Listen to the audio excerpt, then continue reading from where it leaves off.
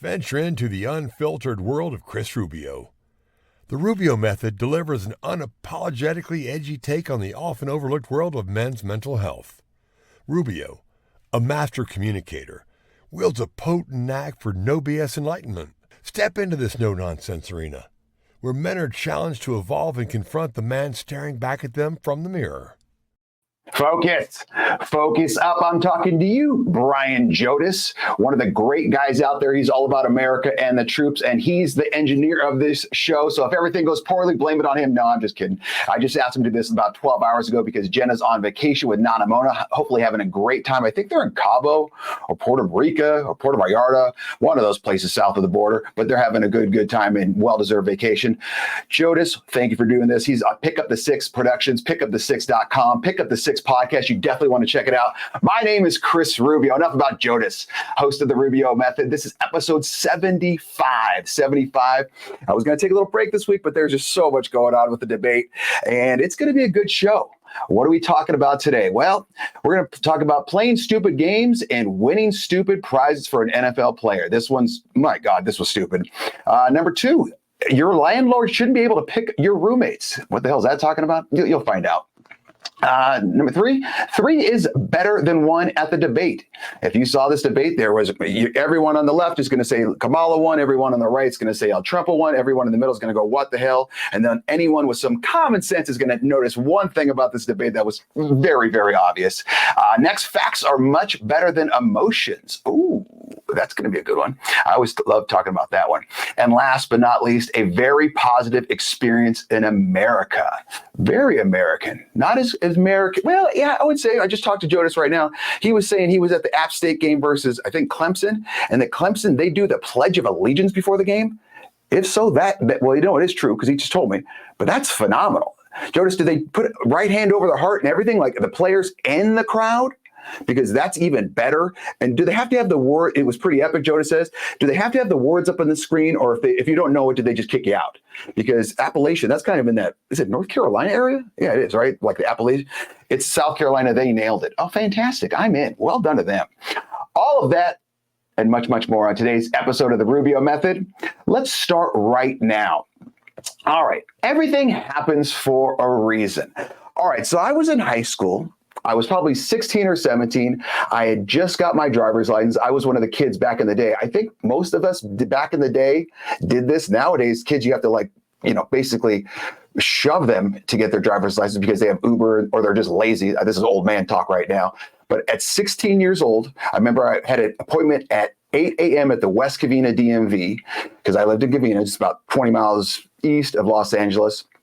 And boom, I got my driver's license. I was still pissed because I got a 97 out of 100. And I was able to drive my car, which my mom gave to me, was an 84 Honda Prelude, which in its time, the Lude of Prey was phenomenal. I mean, it was considered a chic sports car. By the time I got it in 92, 93, let's just say it had a good run. But I was so fat and big because I was right at that point about 6'3" and a half, about 280. So let's just say I did not fit well into there, and I kind of pour myself in and peel myself out. I had to almost open the sunroof to fit in it. And all my friends, because when you're kind of chubby and big and fat in high school, your friends tend to be big, chubby, and fat as well. It's just kind of something that kind of works its way out, probably because you're always eating together. And my friends, I would definitely have to open up the sunroof. And it was a 5-seater, but the people in the back had to be poodles with no legs. So it was not a very practical car for me, but shout out to Deb for letting me have it. So I would be driving around just like kids do at night. And just what are you doing? You're just cruising from home to home, just waiting to see what's going on. Maybe there's a party. And I got pulled over one time. And I remember it was in front of a buddy's house. Gru, what's up? He says, showtime. It is showtime, my man. Big boys roll deep. Yes, Jodis, we do. We always do. And I got pulled over, and the cop came up and he said, hey, your back left tail light's out. I'm like, no, it's not. I just saw it earlier today. It's not. And he came over and put your hands on the car, and I did the whole steering wheel thing, and he got me out of the car, and I was a big brown guy. I had hair at that point. It was kind of like an afro. And let's just say he wasn't very polite. Okay. But I was always very polite. I just said, okay. Okay. Not a big deal. He's doing his job. Is he kind of an ass at this point? Yeah, he is. But he's got a gun and he's a cop. And I was raised by a mom that worked in the legal profession. She was a paralegal. So she was very, very adamant about, you get pulled over, here's what you do. You shut your mouth. You don't get into fights. I mean, I was the kid. My mom was so strict / overprotective that when I turned 18, let's say my curfew was at 1 a.m. when I was 17. It wasn't. I can't remember what it was. By 18, the day I turned 18, my mother put my curfew back to like 10:30 because anything out, now you're an adult, you're going to get thrown in jail. If you push someone down and they fall and hurt their head, that's manslaughter. And she would throw the whole Catholic guilt on me like, oh my God, you're going to die. And then what am I going to do with my life? All right, Deb, let's take it down about 30 to 40, maybe 50% on that one. So why am I telling you this? Because was that the last time I got pulled over by an aggressive cop? No. Okay, in case you haven't figured it out, I'm a dark human being. I'm a large human being, and I live in Idaho. Let's just say Idaho, and I live northern Idaho. Okay, if you have any wives' tales about northern Idaho, you've automatically heard, ooh, it's racist, it's this, it's that, it's this. Okay, and I'm not exactly, if you drive around town, not the average looking human being where I live and or north where I go a lot of times. And never have I had any experience with it. And I've been pulled over, okay, where people have told me, oh, that's DWB. I go, what the hell is DWB? Because I've heard of DUI and all that. Oh, driving while black. I said, oh, okay. And so one time in particular, I'm going to get to the point of everything happens for a reason in a second here. I'm just leading into it. I got pulled over coming out of Spokane. We just finished a trip in Cabo, so I was really dark at this point. And I get pulled over, and I had my two of my kids in the car. And I said to them, watch what happens here, because it was at night too. And I go, I want you to watch exactly how I handle the situation. And it was cold. I remember it was because we went in like February, March. I rolled down the window, and we were in a small town. I think it was Colton or Colfax, and population like 11. And I get pulled over. I take my driver's license out because I had it in like the middle console. I put it on the dash. I roll down my window. I have my hands on the steering wheel. The cop comes over, he goes, well, I saw you were kind of swerving. And I go, yeah, there's no line here, because it was two lines, but this small town, they hadn't painted the middle line, the divider, so I didn't know where the hell I was. I was literally just told my wife, I can't tell what damn lane I'm in. So I don't know if I'm in the left or the right. And so I'm just going down the middle because it was kind of foggy when it's cold.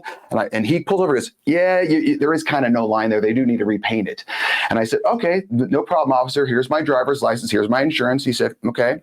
And I told my kids, I want you to watch exactly how I handle the situation, because both of you are going to be put in the situation and you just need to shut your mouth, do exactly what they say, and be polite. If you're an ass, you're going to be treated like an ass.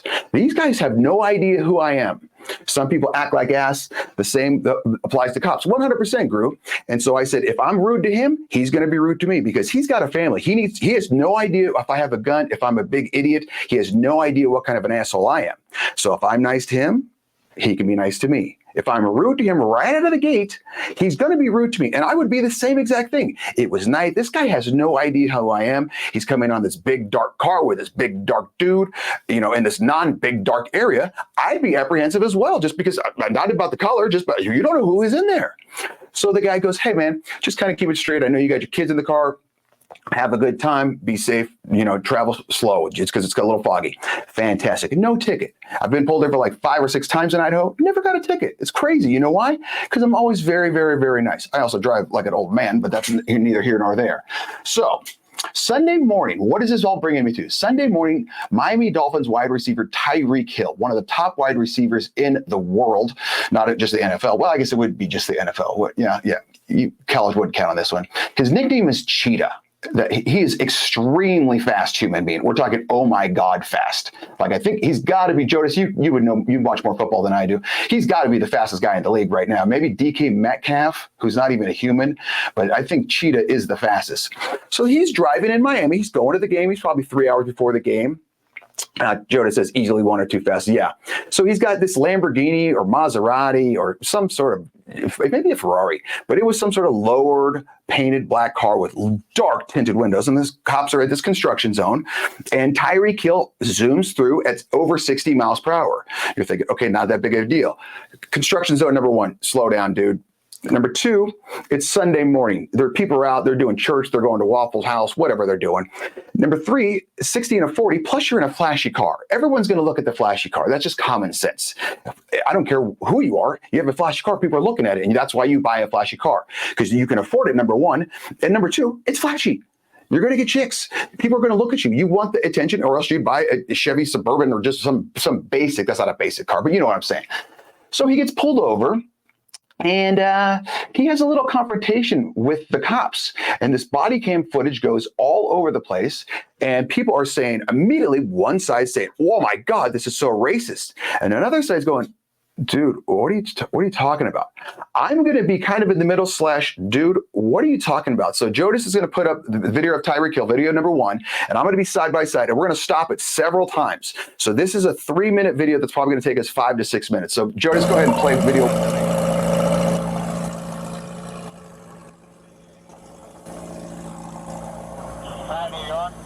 Why don't you have your seatbelt on? Why don't you have your seatbelt on? Like what? Why do you have it up? Okay, so let's stop it right here. He pulls over. He's got 3 or 4 cops following him already. The media, I don't know if you could hear it. Tyreek Hill says, why are you knocking on my window like that? Why are you knocking on my window like that?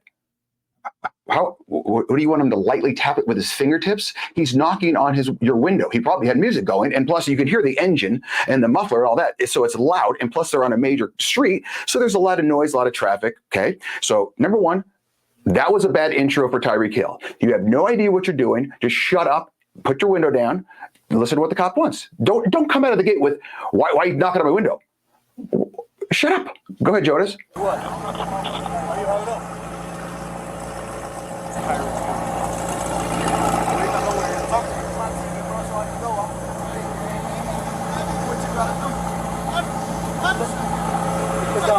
Hey, keep your window down. Manny. Hey, keep your window down. Keep your window down. I'm gonna get you out of the car. As a matter of fact, get out of the car. Give me your ass, Mom. Get out of the car. Okay, keep your window down. Not hard. Okay, now everyone's argument will be they're in Miami. It's probably 100 degrees with 95% humidity. Great point. I've been there. It is that hot. Here's what you do. You roll down the window, you turn up the AC even hotter, okay? And Tyreek is not some fat ass where he's not sweating all the time. He's in impeccable shape, all right? So you turn on the AC, you roll down the window. That's what you do. Very, very simple, okay? Because the cop is going to complain. What are you doing? Why won't you roll down the window? And you can see the windows are so tinted. If you're watching on iTunes or listening on iTunes or Spotify, trust me, these windows are what they call blacked out. Okay, there's like 95% visibility where you cannot see on these things. If I'm a cop, okay, maybe this guy knows it's Tyreek Hill. Maybe he does not know it's Tyreek Hill. All right. What I'm thinking is, what's this dude got in the car? What does he have in the car? Does he have a gun? Is there someone in the back seat? I don't know. I can't see anything in here. I need this window down. So if this guy grabs for a gun and tries to shoot me, I have to be able to pull my weapon. But if I can't see anything, what am I going to do? Go ahead, Jonas. Yeah, break that freaking window. Get out of the car. Get out of the car right now. We're not playing this game. Get out. Get out. Get out. Get out. Get out. Get out. Get out. What part of that don't you understand? Hey, Drew, I'm getting arrested, Drew. I'm getting arrested. I'm getting arrested, Drew. I'm getting out, bro. God damn, twin. When we tell you to do something, you do it. You understand? I'm getting out. You understand? Not what you want, but what we tell you. I'm getting You're a little out. fucking confused. I'm getting out, bro. Too late. Chill, Too bro. late. All right, bro. Take me to jail, bro. Do what you gotta do, bro. We are. We will. Good, bro. It is good. Hey, Drew. Hey. Okay. Now, did they have to pull him out? Yeah. You know why? Because they asked him, I think it was like 5 or 6 times, get out of the car. Get out of the car. Get out of the car. Get out of the car. The first time it should have been, get out of the car. Yes, sir. Hold on. Let me pull this damn door up and let me get out of this car where I have to scrape my butt to get out of it. That would have been it. Okay, that's it. This is one of the top tier athletes in the world. Okay, and he's having trouble getting out of the car. And you're going to hear him in a minute say, "Oh, hold on, I just had knee surgery." Side note, 5 hours later, he scored a touchdown on an 80-yard run. So his D's, that's just an excuse. But once again, roll down the window. Keep it down. They ask you to get out of the car. Get out of the car. Don't be a smartass to them. Go ahead, Jodas. Don't worry about it. I hung up the phone. Can you stop crying? Bro, y'all, Stop moving. good. Bro, you beating on my window like you crazy. You set him up? Why y'all beating on my window like y'all crazy for? Damn, yo, bro, dude beating on my window like he crazy. I ain't do nothing, twin. Damn. Hey, don't park there. Don't park there. Hey.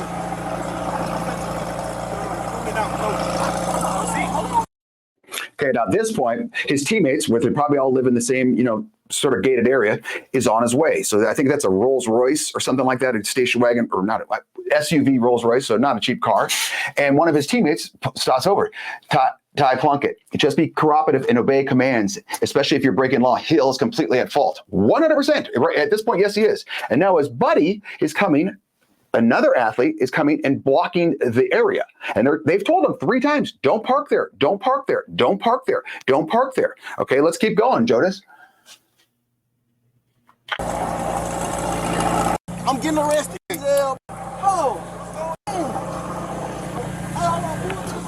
Hey, don't park there. Don't park there. Hey.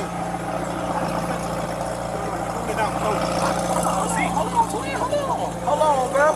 I just had surgery on my knee. I just had surgery on my knee, bro. I just had surgery on my knee, bro. I just heard you in your ears when we come here with your window down. Chill, bro. Hey, Joe New, bro. Back up. Hey, call Drew. Hey, call Drew, bro. Okay, he keeps saying call Drew. That's Drew Rosenhaus's agent. All right, which, okay, I understand you want to call your agent because he's going to clean this all up for you. The guy that just got out of the car is one of the offensive linemen for the Dolphins. He's 6'9", 315 pounds. If you've ever seen a human being 6'9", 315 pounds, and you'll see this guy when they get closer, he's not fat. All right, 6'9", 315 pounds is a well-built human being. If you've ever seen a human being at 6'9", 350 pounds, that is a massive man. I mean, it's one of those, their shadow weighs 100 pounds. And so let's just keep going, Jodas. Call Drew. Hey, call Drew, bro. Hey, what? Hey, call Drew, bro. Just call Drew. Hey. What am I doing that's wrong? Hey, listen. Hey, listen. Hey, man, they got Tyreek. The cops over here beating on him, man. They over here beating on Tyreek, Listen, man. big man, don't park there, man. Just get in Hey, the car. Hey, Drew, you gotta come, man. Just get in the car. Right out the side, on the side of the, Hey, get in the car. You're parked in the middle of the street. I'm in the car. You gotta go before you get a ticket. Hey, you're in the car. Who's the driver? This is my car. All right, move. I'll take that. You gotta move right now. Coming, man. Let me have your license. You're gonna have ticket too. I'm coming. Let me have your license. You're gonna have ticket. Let me have your license. I'm leaving. I'm not playing. Let me have your license. Leaving. Yo, what's Your going license on? right now. What's going on, Your license right now. You're not gonna give me your license? Get in the car and leave. You're not gonna give me your license? I'm leaving. Let me have your license. Your license right now. Sir, Hey, your license right now. I'm leaving. Or I'm gonna lock you up. Your license right now. He just told me to Your leave. license right now. So he asked him 7 times, get in the car, get in the car, get in the car. And he kept saying, the guy for the Dolphins, I'm leaving. Well, are you leaving or not? Just walk around, get in the car, and then if he still wants your license, or just leave. This is not a hard process. It's one of those things that I talked to one of my buddies who's a cop. He says, in these instances, you just need to ask one question. Would this have happened if they listened to the officer's orders? If the answer is no, then they are wrong. If the answer is yes, then the cop was wrong. Do I think the cops were a little aggressive? 100%. But maybe they don't know who these people are. And just because they are professional athletes shouldn't mean they get a free handout. If Tyreek Hill at the very, very beginning would have just kept his window rolled down and not been a smartass and not been rude, this is a nothing burger. This is a fart in the wind. And you can claim racism, do all you want. It goes back to the golfer. What was it? Scotty Scheffler. Was it the Masters, Jodas? Literally white as white golfer, just had the exact same thing happen to him. He didn't say a thing, and he got pulled out and arrested. And he's got the prison or jail. Excuse me, got a mugshot and all that stuff. And he's as white can be. So it's one of these things where if Tyreek Hill would have just rolled down the window and been polite, that's it. Yes, I was speeding. You got me. My bad. I'm sorry. Get me a ticket. I'm done. Everything happens for a reason. All of this happened because right at the start, license, window down, hands on steering wheel, just be nice. That's all you got to do. If you would have done that, there would not be an issue. On that note, Jodis, if you're ready for a commercial, let's do a quick commercial because I've been talking for 21 minutes. You have been watching The Rubio Method. Let's get going, gang! Our dedicated staff is ready to work for you. ArcBeat specializes in custom apparel. Call us or order online. Free shipping nationwide.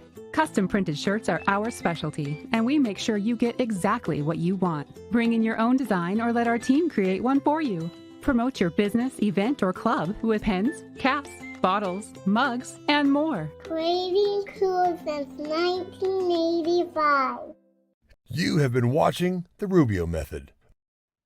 Hello, we are the MD and Chef team. I'm nutritional chef Michael, joined by my beautiful wife, Dr. Isabel, medical doctor and suicide survivor. Yes, I was dropped into the world of mental illness back in 2013, and by the grace of God, I survived suicide. But here's what I learned. We don't have a mental illness issue. That's the downstream event. We're focusing downstream. We should be focusing upstream on our brain health and all the things that we can be doing to support our brain health. Because you see, it's like mopping up the floor when the sink is overflowing instead of turning off the faucet. So come and join us on the MD and Chef Team show. Come join us. Take it away, Rubio. Focus up. I'm talking to AC of AC Sports Live. He has a great show Tuesdays at 9 p.m. It's fantastic. It's very, very sports related. He dabbles in little movies every once in a while, but he's got you're going to leaving feeling good and knowing something about sports. That's AC Sports Live on YouTube, LinkedIn, X, all that good stuff.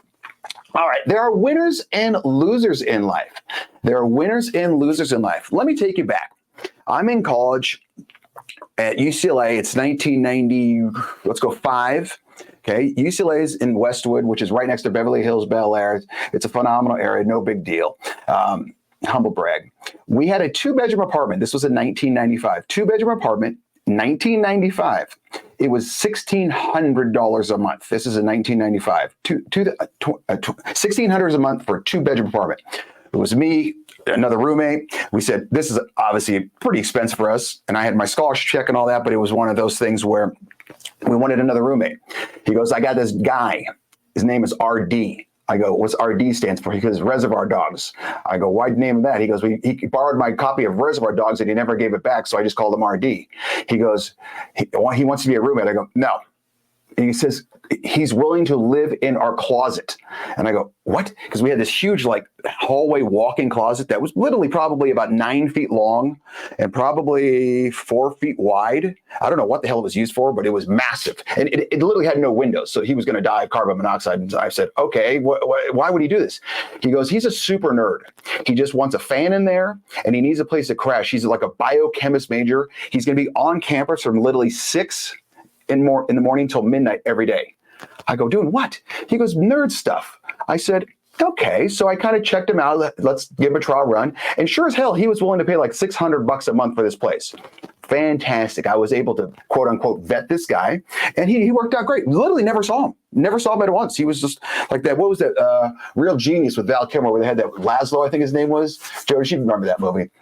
Where he just lived literally in the closet where he created a basement for himself. And then my senior year, we needed another roommate. We moved to a different place and that place was expensive, obviously, because you're right there in Bel Air, Beverly Hills, all that stuff. And someone said, hey, I got this buddy. His name's Buzzard. Okay, well, why do you call him Buzzard? Well, he always shaves his head. Okay, cool. He's kind of a different guy, unique, and he's wants to be a roommate. Nah, I don't know. What can he offer us? Well, he's got a 60-inch TV. This was back when the TVs were like the size of a Toyota Camry. So it took 9 guys to lift it. It wasn't the thin things. It was, it took literally, I think, 5 of us to move it. He has a 60-inch, a big screen TV, and he has 300 laser discs. Laser discs are like CDs or DVDs, but enlarged. And they were the next coming of God thing. And I said, sounds good. Let's bring him in. So both of these guys offered me up something. RD, he just offered me, I don't have to see him, and he's going to pay $600 a month. So it's literally, it doesn't matter to me at all. And then Buzzard, he was a good dude, and he had a 60-inch TV and 300 laser discs. They both offered us, the residents, something. It was they gave us something in exchange, if you will. All right, so what the hell am I talking about? There are winners and losers in life.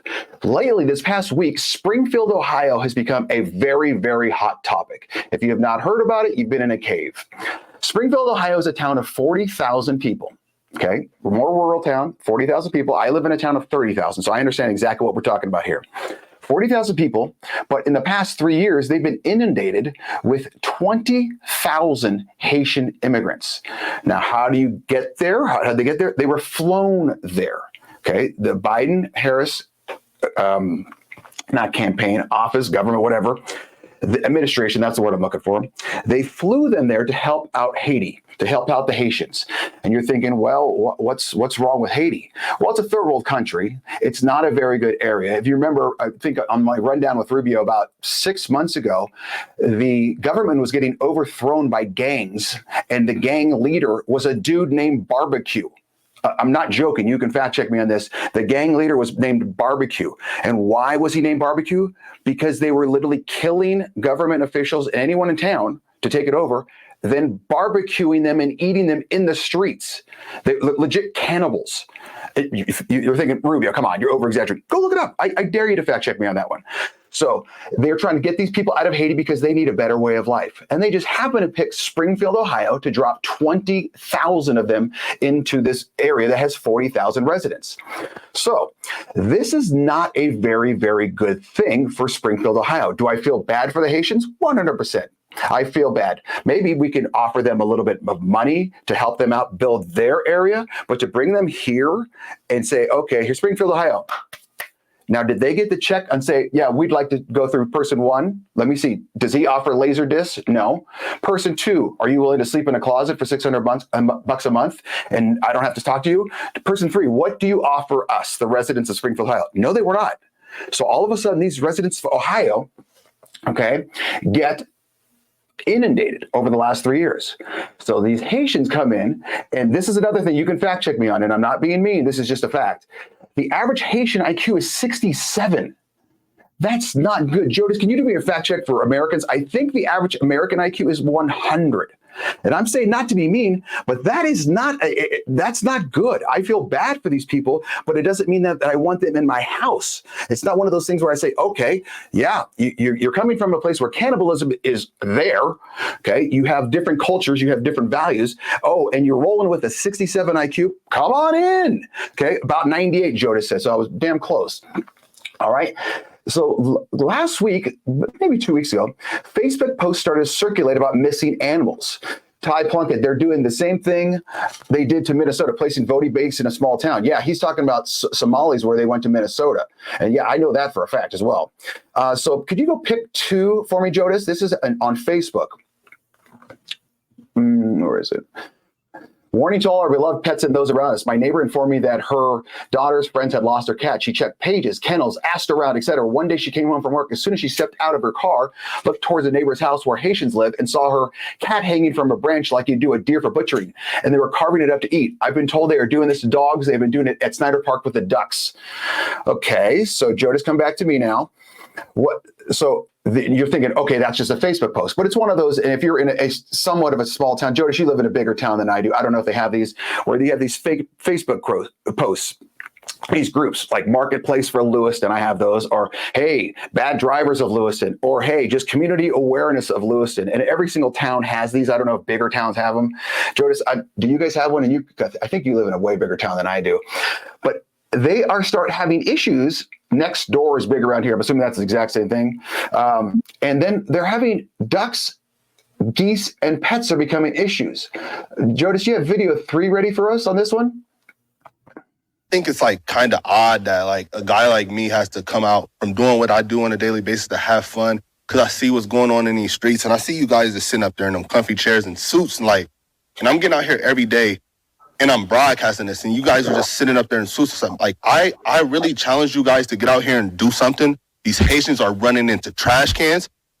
They're running into buildings. They're running into, they flipping cars in the middle of the street. And I don't know how, like, y'all can be comfortable with this. Like, I don't know, like, who's getting paid from it. I honestly feel like someone's getting paid from it in the background. You got a bunch of people on a bus getting dropped off at a gas station to come down here.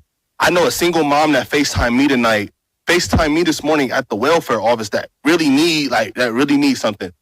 And it's nothing but immigrants over there. And I don't even want to, like, seem like I'm coming down on the immigrants, because it's the people that's bringing them down here. Because wherever they're at, that's what they're used to, bro. They're in the park grabbing up ducks by their neck and cutting their head off and walking off with them. And eating them. So that you have this nice pond. We have them here. And you see these Haitians coming by, grab a duck, grab its head off, start eating it. Like, that's one of those things, culturally, if that's cool where you live, that's cool. But that's not cool where I live. And so it's one of those things that either they have to assimilate, or you're going to bringing third world country people in, you're going to turn your area into a third world country. That you have to give them some sort of rules and regulations. Hey guys, I understand that you rip the heads off of ducks and geese at home. You can't do it here, man. If I went to Jodas's house right now, I would go in and I would say, first thing, okay, do I need to take my shoes off? Okay, well, what's the rhyme or reason? Am I allowed to cuss in here? What am I allowed to do? Can I, yeah, you'd be shocked. I get it. So, and driving, he was talking about driving. They're all getting driver's license, but there's like 14 different languages in Haiti. So, but how are they getting their licenses? And so this guy walks around and starts filming all these driver's incidences. Video 4, Jodas.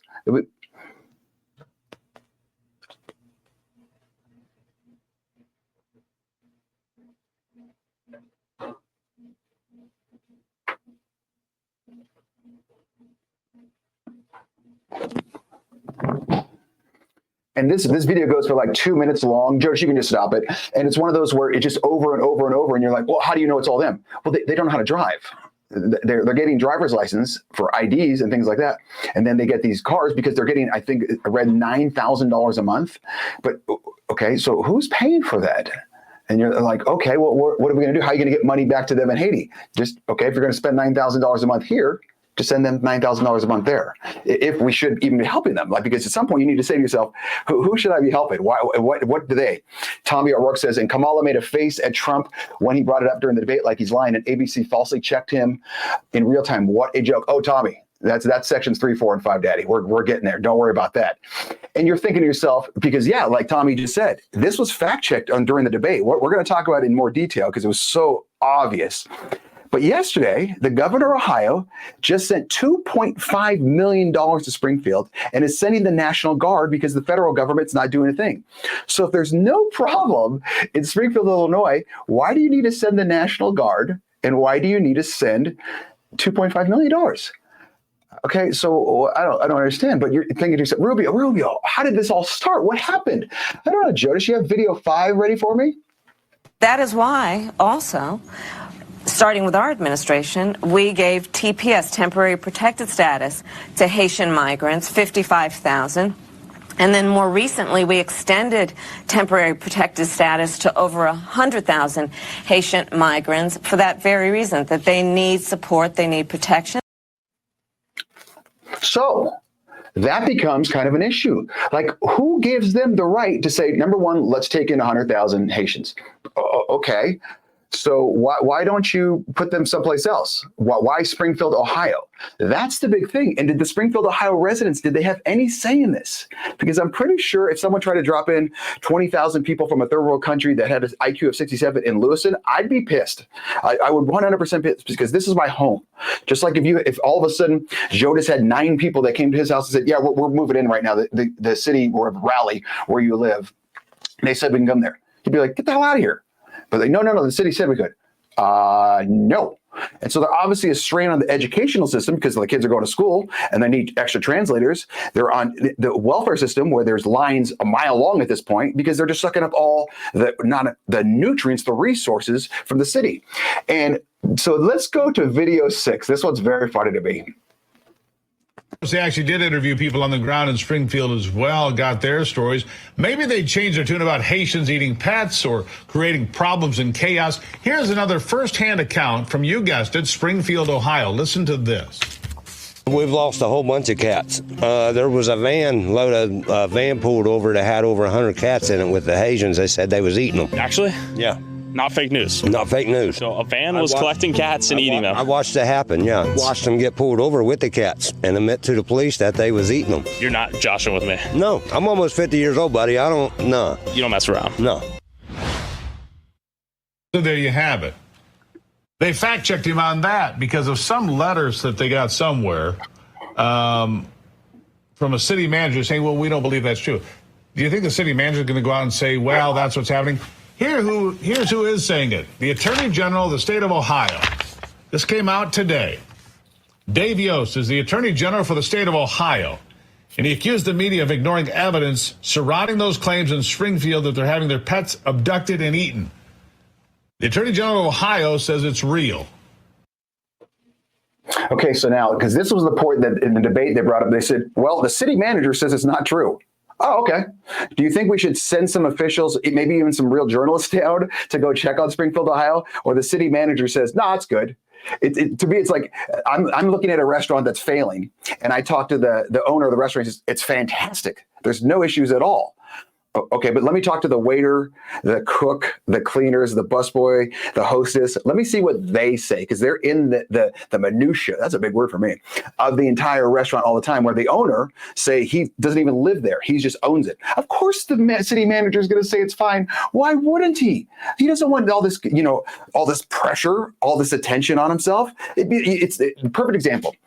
You ever seen Facebook couples where you know them in real life, and they are miserable human beings, where they just hate each other. They're not affectionate. They're just if you're an adult, you know what I'm talking about. Where all of a sudden you just know they're not a happy couple. They're just kind of going through the motions. And then you see a Facebook post where it's an anniversary or a happy birthday or a Merry Christmas, and oh, to my schmookums, you're the best human being. I don't know how I've lived my life without you. You're schmookums. You're the best. I love you so much, schmoopy. You're the best. You're the best. You're the best. And you look at it, and maybe your friend group goes, dude, they hate each other. Yeah, but that's the facade they're putting out. And that's what the city manager's putting out, because he's not getting any help. And he can't say like, hey, man, schmoopy. It's one of those things he can't say, yeah, Springfield has gone to hell because we're overrun with 20,000 Haitians. They can't read and they can't drive, because then you know exactly what everyone's going to say to him, because they're already doing it. Dude, you're so racist. It has nothing to do with race. It has to do with common sense. You bring in third world, you're going to become in third world. And here's the thing. There's got to be a reason why they chose Springfield, Ohio. You can see it's kind of a rural area from the pictures and videos and all that. It's not an upscale area. We wouldn't say it's a classy area, because you know what would happen if this happened in a classy area? This would be stopped in literally seconds. And you're thinking, Rubio, come on, how do you know this?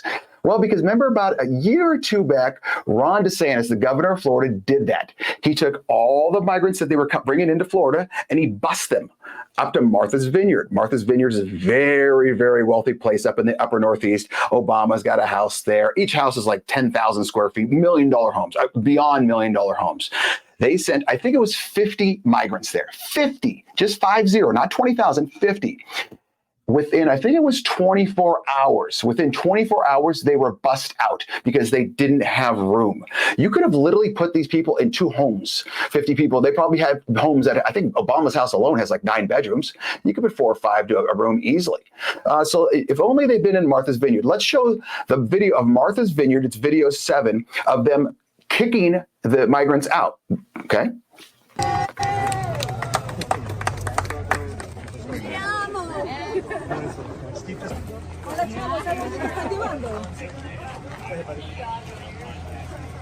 Hola, ¿cómo estás?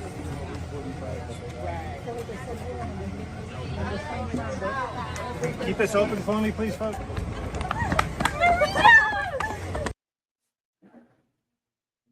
I love the older lady. Te amo. We love you. I love you so much. If you love him so much, why don't you open your door? It's one of those things that, no. Okay. So if you love him so much and you're so into this, world where everyone is equal and everyone can come on in, let him in. I don't get it. Why wouldn't you? You have the room. I guarantee you do. I've got a 4-bedroom house right here. Okay. Do I want anyone in? No. Very simple. Because it's my house. I have my own values. I have my own rules. But Springfield, Ohio, they are not allowed to have their own values and own rules because they're getting overrun. And it's very, very sad. Yes, we're going to get to the debate, but we're going to do it right after this commercial. Jonas, I'm out. You have been watching The Rubio Method.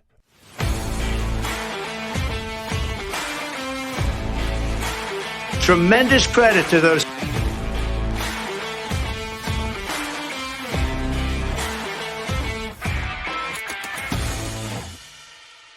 You have been watching The Rubio Method. Hi, Joel Maurer, founder of Dink Ninjas.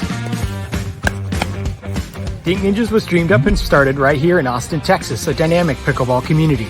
We arm pickleballers with the paddles, apparel, and accessories to dink like a ninja. Dink Ninjas is dedicated to supporting mental health awareness and cancer research.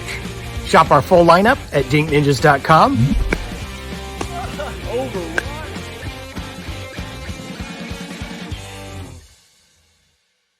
Take it away, Rubio.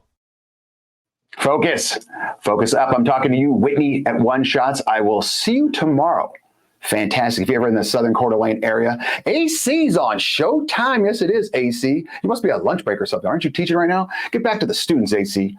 Welcome back to episode 75 of The Rubio Method. If you're watching on Facebook, LinkedIn, YouTube, or X, make sure you share, like, subscribe, tell your buddies that we're watching. If they want to comment, they can. iTunes and Spotify will be up within 24 hours. My name is Chris Rubio. If you have any email questions, you can email rubio@therubiomethod.com. Accept and embrace. Tuesday night. The debate, everyone was waiting for it. Kamala, in her second, basically, appearance, versus El Trumpo. It was on ABC. They had the rules where mics would be turned off, but yet you could still hear other people. They would both be standing, and it was just going to go back and forth, back and forth. Now, ABC, the head of ABC News, his name is Dana Walden. She's a 30-year friend of Kamala. Both of their husbands have been friends since the 80s. So that's kind of a code red right there. But El Trumpo said, I'm going to just do it anyway.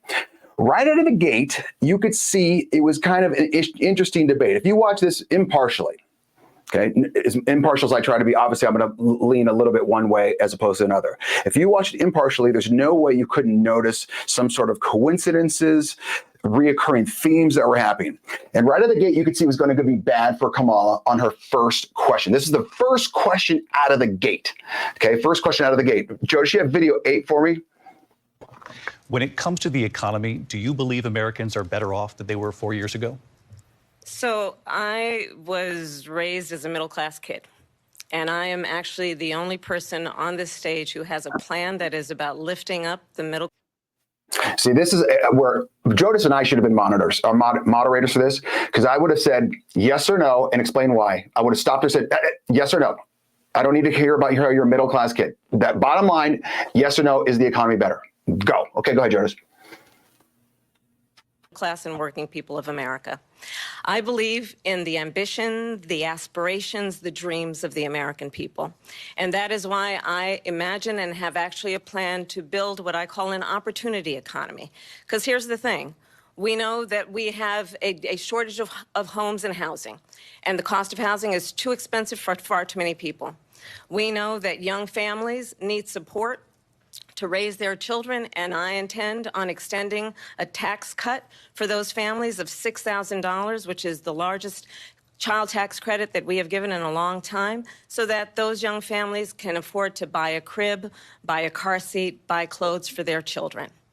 My passion, one of them, is small businesses. My mother raised my sister and me, but there was a woman who helped raise us. We call her our second mother. She was a small business owner. I love our small businesses. My plan is to give a $50,000 tax deduction to start up small businesses, knowing they are part of the backbone of America's economy. My opponent, on the other hand, his plan is to do what he has done before, which is to provide a tax cut for billionaires and big corporations, which will result in $5 trillion to America's deficit. My opponent has a plan that I call the Trump's sales tax, which would be a 20% tax on everyday goods that you rely on to get through the month. Economists have said that Trump sales tax would actually result for middle-class families in about $4,000 more a year because of his policies and his ideas about what should be the backs of middle-class people paying for tax cuts for billionaires. President Trump, I'll give you 2 minutes. Okay. Jonas just wrote, non-answer, word salad. Yeah, word salad, just that's a given. But the non-answer, like, is the economy better, yes or no, from 3 years ago? She never answered that. And I understand politicians, they do their little thing, blah, blah, blah. But as the moderator, you got to come back and say, hey, man, yes or no? And then, okay, she has this big plan. What's the plan? Okay, we know she never announced her plan. She's going to give $50,000 student loan, or not student loans, but new loans to small businesses. How? Who's paying for that? So my taxes are going to go up to pay for that? Because you can't just create money. What if you do? Everything goes up, as we have seen in the last 3 years. And then there's no homes. Well, there's definitely no homes in Springfield, Ohio, because you just imported 20,000 Haitians. So what are you going to do? You can't build homes that fast. So how is this going on? So the wheels start to come off immediately. And I don't know if this is a plan or what, but the moderators, Lindsay Davis, who, by the way, just came out, she's Kamala's sorority sister. Oh, what a coincidence. And David Muir had to step in. This is wild to see. Joe, does you have video 9 ready for me?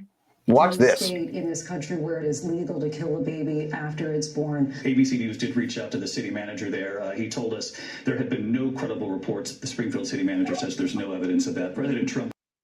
This is my fault. What we're doing here is they start to fact check El Trumpo live. Okay, go ahead, Jonas.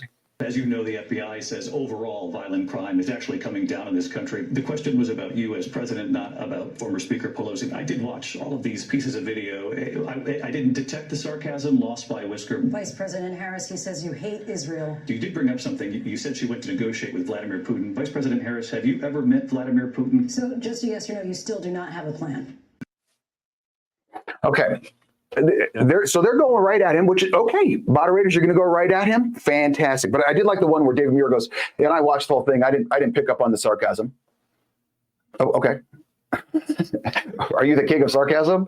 I say a lot of things that go over people's heads, and I'm sarcastic. Well, you're an ass for saying it. Okay, but you just didn't pick up on it. So, David, what level of sarcasm do we have to get to where you hit it? And why are you debating me on this?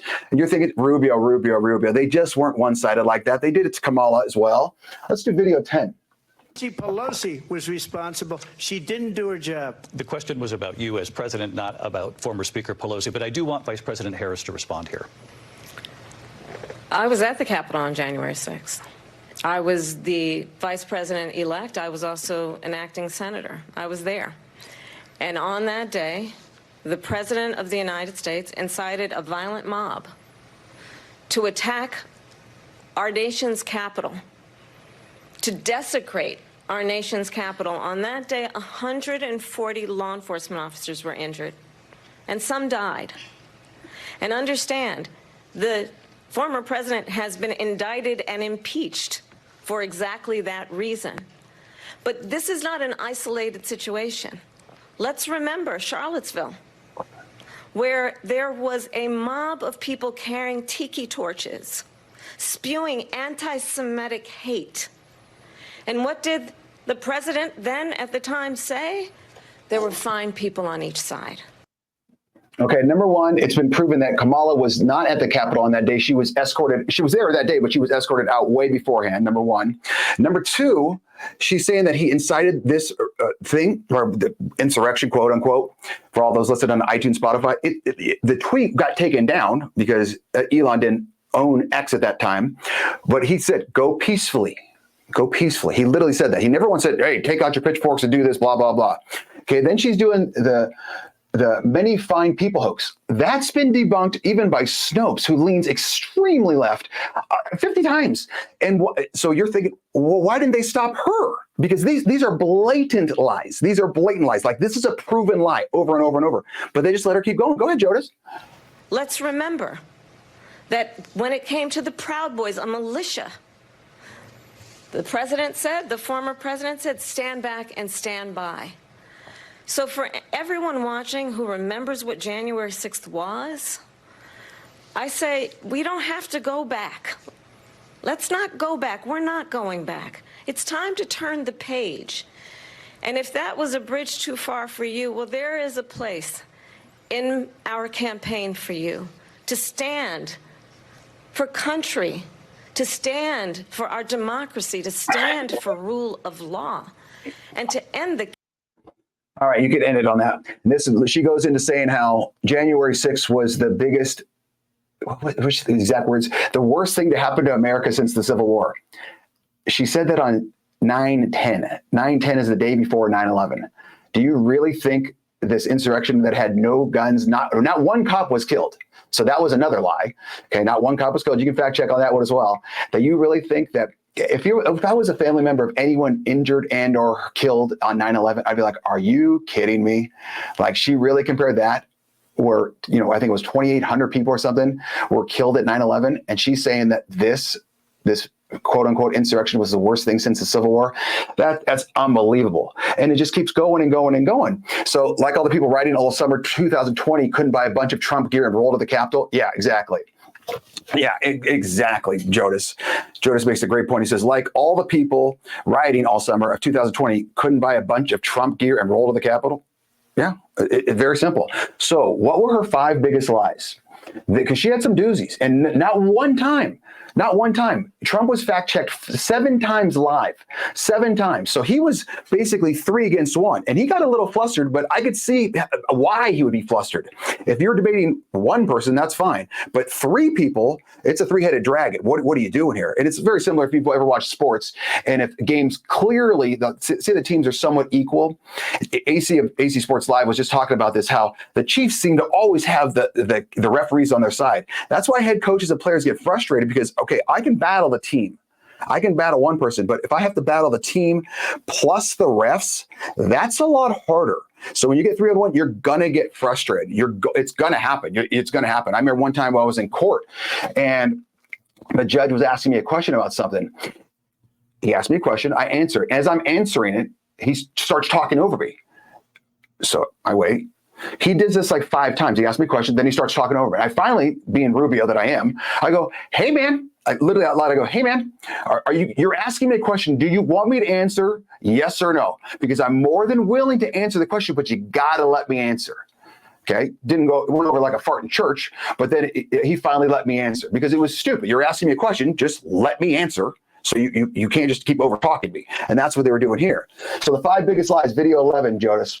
Charles and I are both gun owners. We're not taking anybody's guns away. So stop with the continuous lying about this stuff. We have to have a buyback program, and I support a mandatory buyback program. It's got to be smart. We got to do it the right way. Do you believe in the mandatory buyback of quote-unquote assault weapons? I do believe that we need to do buyback. Let's remember Charlottesville, where there was a mob of people carrying tiki torches, spewing anti-Semitic hate. And what did the president then at the time say? There were fine people on each side. Okay, real quick. Number 1, does Kamala own a gun? You got a better shot of me parting my hair tonight than she owns a gun. Okay. She's never said she's owned a gun. People that own guns are very proud of their guns. She's just saying that because she wants the gun vote as much as possible. But she wants the gun vote, but yet she wants to have a mandatory buyback program. So she is going to sell her own gun back? Okay, now we'll get to the many fine people hoax, where you're going to see the actual video of what he says. Go ahead. And you had some very bad people in that group. But you also had people that were very fine people on both sides. You had people in that group, and you had people, and I'm not talking about the neo-Nazis and the white nationalists, because they should be condemned totally. But you had many people in that group other than neo-Nazis and white nationalists, okay? And the Supreme Court had great courage in doing it. And I give tremendous credit to those 6 justices. There is no state in this country where it is legal to kill a baby after it's born. Madam Vice President, I want to get your response to President Trump. Oh. She was big on No, that's fine. Go ahead, Jonas. defund the police. In Minnesota, she went. Where do you stand on defund the police? Look, right. So here's the thing. Defund the police. The issue behind it is that we need to reimagine how we are creating safety. And when you have many cities that have 1/3 of their entire city budget focused on policing, we know that is not the smart way and the best way or the right way to achieve safety. For too long, the status quo thinking has been you get more safety by putting more cops on the street. Well, that's wrong. And then also, again, what we need to do about demilitarizing our schools and taking police officers out of schools. On that point, Donald Trump, the candidate, has said in this election there will be a bloodbath if this and the outcome of this election is not to his liking. Mexico has taken over a period of 30 years 34% of the automobile manufacturing business in our country. Think of it, went to Mexico. China now is building a couple of massive plants where they're going to build the cars in Mexico and they think that they're going to sell those cars into the United States with no tax at the border. Let me tell you something to China. If you're listening, President Xi, and you and I are friends, but he understands the way I deal, those big monster car manufacturing plants that you're building in Mexico right now, and you think you're going to get that, you're going to not hire Americans, and you're going to sell the cars to us. Now, we're going to put a 100% tariff on every single car that comes across the line, and you're not going to be able to sell those cars. If I get elected, now, if I don't get elected, it's going to be a bloodbath for the whole, that's going to be the least of it. It's going to be a bloodbath for the country. That'll be the least of it. Obviously, he's talking about the manufacturing of the cars and the economy. He's not saying it's going to. Jonas is going to be walking down the street with a machete, creating a bloodbath. I mean, see, they take the words and they just manipulate it to this. And these are all been fact checked literally 100 times. Everyone knows this. And if you don't know it, you're just watching mainstream media all the time. So I feel kind of bad for you because you could see it right there, like what he's actually talking about, the Covington thing, no, she's all about guns, about the abortion, and you can see where we're going to go to. The next section, working hard is not enough. So let's break down the lies. No late-term abortions, because this lady stopped. What was her name? Lindsay Davis, the moderator. She stopped and said, there's no states that allow this. No states that allow late-term abortions. Okay, let's go to video 12, Jonas. Tremendous credit to those 6 justices. There is no state in this country where it is legal to kill a baby after it's born. Madam Vice President, I want to get your response to President Trump. Well, as I said, you're going to hear a bunch of lies, and that's not actually a surprising fact. Let's understand how we got here. Okay. So that's not video 13, but it doesn't matter. So there's videos now going around where people are calling and literally saying, hey, I'm 34 weeks pregnant, blah, blah, blah. Is there any way possible that I can get an abortion? They're like, well, we have you in 2 weeks, so it'll be 36 weeks. Okay. Jodas says he has that one ready. Go ahead, Jodas. Let's see it. Call the abortion facility and I'm going to tell them I'm pregnant with a 32-week fetus, as you say. Hi, I just turned 32 weeks pregnant. Am I able to come in for an abortion ASAP? I wouldn't be able to see you for the week of the 23rd, so that would put you at 34 weeks. Can I still have an abortion at 34 weeks? Yes, ma'am. I just have to do an intake form. Do you have about 5 minutes? Sure, I have 5 minutes. Yeah, I just found out that she could have Down syndrome. I can still have the abortion, right, even though she has Down syndrome? Yeah, so we just have to do an intake because the doctor... It doesn't fucking matter. That's late-term abortion, ma'am. There's videos like that going all around, and people are calling in nonstop to these places and doing the exact same thing. And it's in Tim Walls's. He had 8, I think, last year, where the viability of it means, okay, you're going in for an abortion, even if it's at like 26 weeks, 28 weeks, and they're bringing the baby out and it's still alive, they're not keeping it alive. This is all stuff that you can fact check. And you can believe what you want about abortion, blah, blah, blah. I'm not going to get into the abortion battle with you. Yeah, Joda says that is pure evil. And that's one of those things, like kids, like my middle son, perfect example. He's 6'3", 280 pounds of solid muscle. He is an absolute beast. He looks like Shrek, but he's white. He's a monster. We're going to talk about him in a second. He was born, I think, 8 weeks early. So he was born at 32 weeks.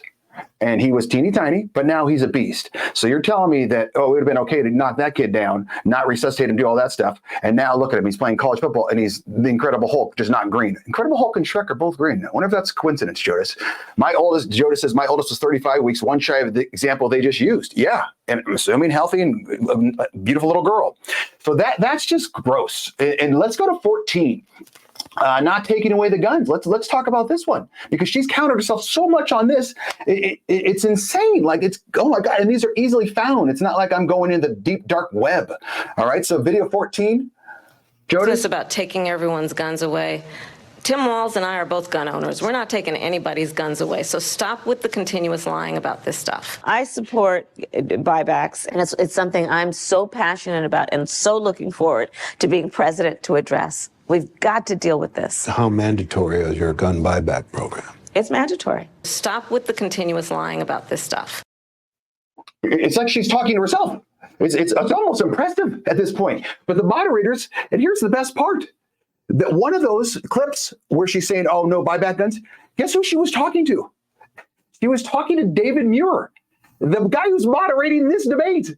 She was being interviewed by him and talking about the gun buyback, and she's like, oh yeah, I'm all about it. So he asked her literally the exact same question. She countered what she said before, and he didn't say, hey, honey, 4 years ago, I asked you the same question, and you said, nah, I'm all about buybacks. So which one is it? So either they are the dumbest people on the planet, they're the dumbest moderators of all time, or they're in cahoots. There's no other possible way. You hear me say it all the time. You're either really dumb or you're really just lying. There's no other option on this one. All right, we're going to skip video 15. We're going to go to confidence is the key. You got me too fired up, Jodas, right now. Stupid or liar? Yeah, Adam Carolla says that. Confidence is the key. Let's end on a good note. What do you say? Last week, my oldest son, just graduated from Cal Poly San Luis Obispo. Phenomenal shout out to the cruiser. My middle son just played his first home game at Montana State in Bozeman. Cruz was a long snapper. Ritz, my middle son, just played his first game in Bozeman, Montana. Ritz is way too big to be a long snapper. He's 6'4", 280 pounds, like I told you, big, solid piece of beef. And it was an interesting experience for me. I've only been to Montana 2 or 3 times. It makes Idaho look like New York City, and Idaho is, let's say, not busy. So Montana is very, very slow, and the people there's a lot of open area. They call it big sky country for a reason. I mean, the drive over, it's just, you look around and there's a whole lot of nothing. But we go to the game. I think it holds like 26,000 people. And I got this little video that I kind of made. Video 17, Jodas.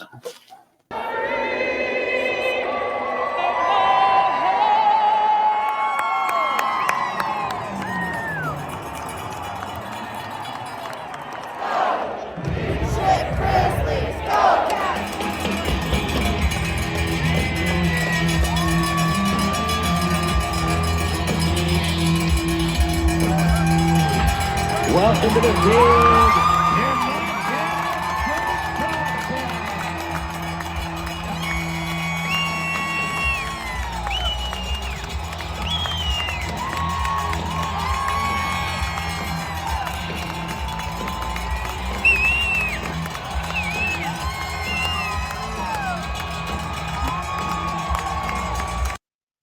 Okay, so why did I show you this? Well, number one, if you can't figure this out, I love the troops. I love America. This was by far one of the top 5 American things I've ever seen. When they were doing the national anthem, yes, Jodas, I know it wasn't the Pledge of Allegiance. Okay, Montana State knows what's up. Go Cats. Yeah, Jodas, I know it wasn't the Pledge of Allegiance, but when they did the national anthem, everyone was, doing their part, singing and all that good stuff. The student section, so we're talking like 18-year-olds to say 24, 25-year-olds, who usually they're kind of on their own page. We've all been there. If you haven't, you're a liar. They were all singing and loud. I'm talking loud. And, when I hear the national anthem, I'm like, that and taps or get me, really, the 21 Good Salute, they both get me every single time. And they were all singing it. And when it was over, people were high-fiving each other. I was like, Jesus, I love America, but hell yeah, let's let it rain here, Daddy. And you could see Montana State's known for openness, farmness, blah, blah, blah. They love their Bobcat football. But you saw the rodeo team, which I guess the rodeo team's like top 3 in the country. I didn't even know rodeos had a team, or teams had a rodeo, or schools had a rodeo.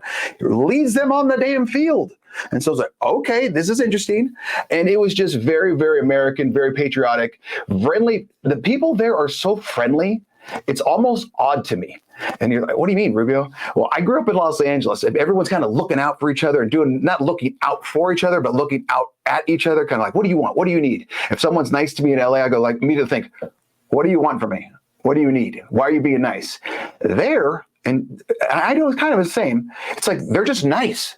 It's almost weird. And my wife gets mad at me and just makes fun of me. She's like, people are allowed to be nice.